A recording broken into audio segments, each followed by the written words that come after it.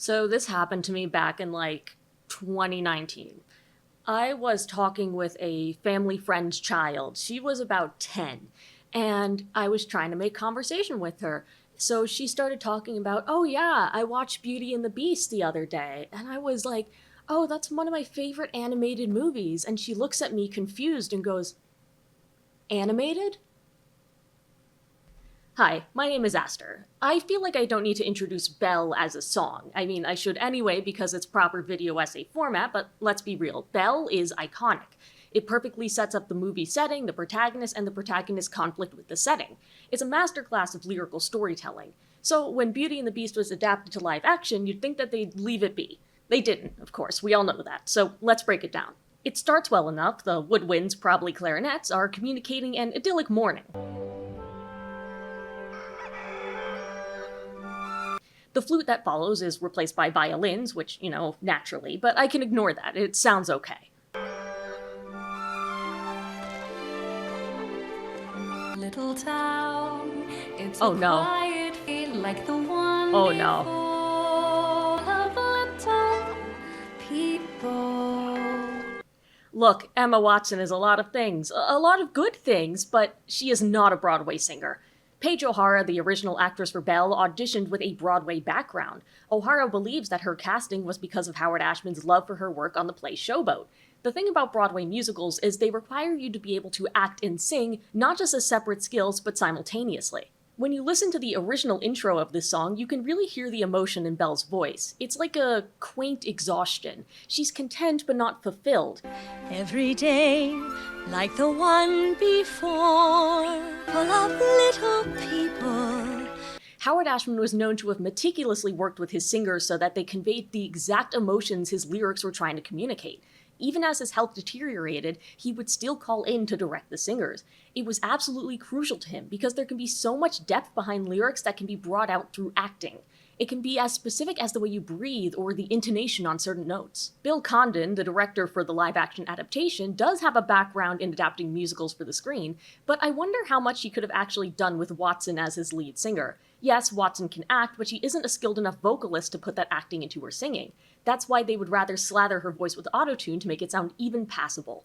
Of course, this makes her singing sound so obviously processed it takes you out of the scene. People.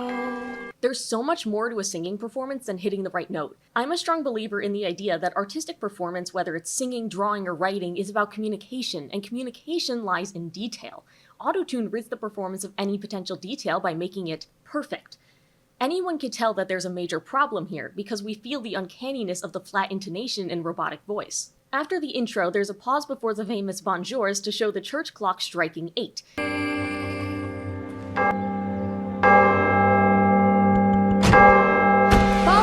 This is another trick Disney would go on to use in other live-action remakes. It's playing on our anticipation. We know the song, we know that bonjour is going to come next, but now we have to wait for it. This keeps us paying attention. Maybe it's that, or maybe it's just because the director thinks he needs to be different for the remake. Speaking of different, let's talk about the visuals. I don't need to go into the miserable color palette here, you most likely have color vision. What I'm more focused on is how Belle interacts with the village around her. In the original, the whole point of this song is to show how detached Belle is from the others. This goes back to the very beginning. Belle's house isn't a main part of the town, it's off to the side. In the remake, Belle seems to have quite a few neighbors. The only reason she starts the song alone is because the people don't show their faces until 8 a.m. exactly. After the villagers show up, remake Belle is clearly interacting with the world around her. This is in contrast to the original Belle, who seems more like an observer until the baker calls to her. She's excited to have someone take an interest in her day, but is quickly brushed aside when she mentions books. The scene is snappy and concise. Where are you going? The bookshop. Cool, I don't care. And then it moves on. More than that, it remembers that it is indeed a musical number and stays on rhythm. About a beanstalk and an ogre and That's nice. Marie! The baguettes! Hurry up! Yes, they're not singing, but they're still on beat. It's a case of not knowing what you got till it's gone. Listen to the remake. Belle. Good morning, Monsieur Jean. Have you lost something again? Well, I believe I have. This scene is so plotting and unnecessary. What did this random man and his lost belongings have to do with anything? In the original, it flowed nicely because she mentions the baker and then talks to the baker. Here, it's just some guy, and like I said, there's no rhythm. It's not the quick, good morning, Belle, good morning, Monsieur. There's an offbeat pause because the music wasn't integrated into the scene. The problem is, I can't remember what. Oh well, I'm sure it'll come to me. After this awkward dialogue, Belle does mention she's off to the bookshop, but it's not presented the same. As opposed to being interrupted and brushed off, the man lets her finish and has a response. Where are you off to?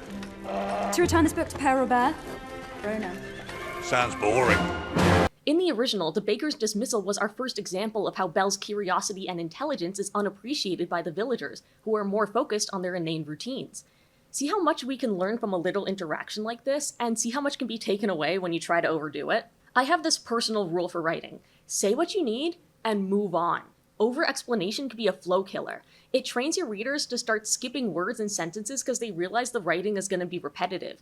If you can get your point across in 4 lines, then do it. Moving on, the next verse is sung by a choir of schoolboys, all taking a weirdly slow march up the stairs. Look, there she goes, that's going strange, no question. These then. In the original, these lines were sung by 2 gossiping women. Look, there she goes, that girl is strange, no question. There's a large volume difference between the 15 children talking aloud and 2 women murmuring to one another, so the instrumentals have to compensate. One part of the instrumentals that helped in the original is the woodwinds. Since they're higher, they help communicate that this is meant to be quieter in universe. That girl is strange, no question. And distracted, can't you tell? In the remake, these woodwinds have extra strings and percussion added to them, so the whole backing isn't drowned out by the extra singing volume. Look, there she goes, that's going strange, no question. It's also weird to look at because the rhythm of the remake's instrumentals suggests more movement than slow marching up the stairs. You'd associate it more with bustle, I guess. There's another instrumental elaboration after this for no apparent reason other than to show Belle skipping across some stones in a creek. When she arrives in her next set piece, it's more crowd singing, and they're all singing at her. If a part of any crowd, cause her head's up on some cloud. Originally, these lines were sung by individuals. No denying she's a funny girl was a crowd line because it's a shared summarizing sentiment. If a part of any crowd. Cause her head's upon some cloud. She's a funny girl, that Belle. Breaking everyone up into separate groups also makes the village seem less connected because there's no union at the end of the stanza. No denying she's a funny girl, that Belle. Those important lines are given to one group instead of everyone in the scene. I'd say this is the most awkward part of the song. Bonjour, good day, how is your family? Bonjour. In the animated version, this is a dynamic scene visually. There's background noise and switching voices as Belle travels around the corner. Bonjour, Good day. how is your family? Bonjour. In the remake, it's 2 people standing still, full eye contact, singing back and forth. After that, Emma Watson comes back in and sings a key line for the song an octave lower because this musical cast someone who couldn't hit the note for their lead role. Too expensive. There must be more than this provincial life. That's too expensive. There must be more than this provincial life. After the bookshop scene, the remake does do a little bit to replicate the original. It does try to show Belle walking through the streets unbothered as she reads. The issue is a lack of focus on Belle herself. In the original, Belle was almost continuously in shot, while in the remake there's a few good stretches without her. Look, there she goes, the girl is so peculiar. I wonder if she's feeling. We also don't get the amazing shot of her pushing up the sign to block the water coming out the gutter, because that's probably too hard to replicate in live action. The next line is the bridge, where Belle sits by the fountain and sings to the sheep, because no one else will listen to her. The remake takes away the sheep and just has Belle walking through the market singing to herself.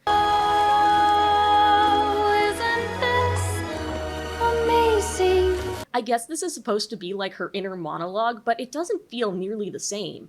The autotune here is also really, really bad. Just like before, all the expression and detail of Paige O'Hara's original performance has been replaced by basically a robot. Listen to how excited Belle was singing to those sheep. It's my favorite part because you'll see. And now listen to Emma Watson's robot voice filter.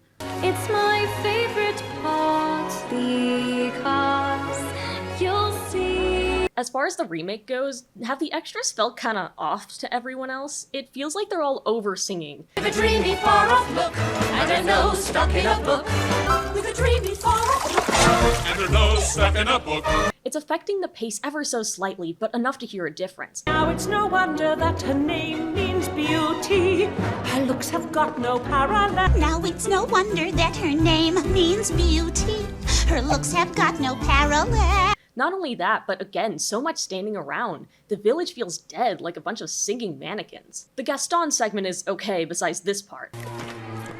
It's never gonna happen, ladies. Gaston's actor is certainly giving it his all. Here in town there's only she who is beautiful as me, so I'm making plans. Emma Watson, once again, is not.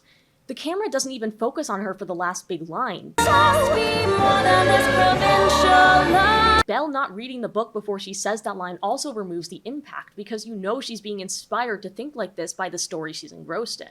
So much of the remake is Emma Watson, like, meandering around like she has no idea where she is. Her Belle seems, as that one villager put it, dazed and distracted, but like, actually this time. This was truly the beginning of the end for Disney live-action remakes. Even though the instrumentals are okay and there's no jarring lyric changes besides dialogue interludes, you can see the Jenga pieces slipping out. Casting a familiar face over one suited for the role, taking away the colorful worlds we grew to love, adding bells and whistles that have no point, fundamentally misunderstanding crucial details, it's all there.